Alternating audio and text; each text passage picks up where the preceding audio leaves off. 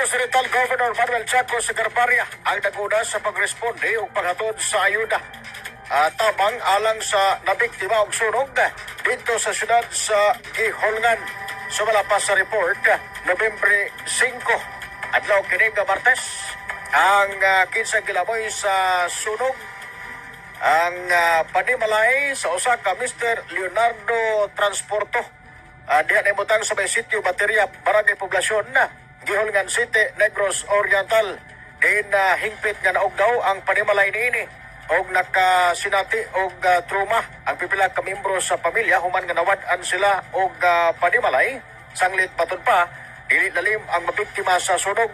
Ngunit niini ang provincial nga kagamahanan pinagin sa kabaduan ni Negros Oriental Governor Manuel Chaco Segarbarria ang Provincial Social Welfare Development Office ang nikahin kini og pundo alang sa pagpalit sa mga nagunang panginahanglanon nga makatabang ngadto sa mga nabiktima sa sunog sa maong barangay.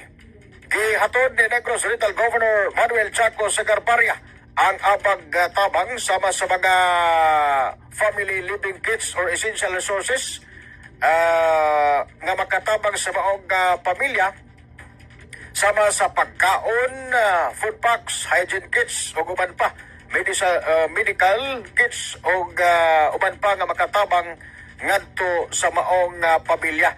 Gipasalig usab sa gobernador nga modugang siya og ayuda financial aron mas dali nga makatukod og balay ang nasangpit nga biktima sa sunog aron doon na sila kapuyan sa labing daling panahon.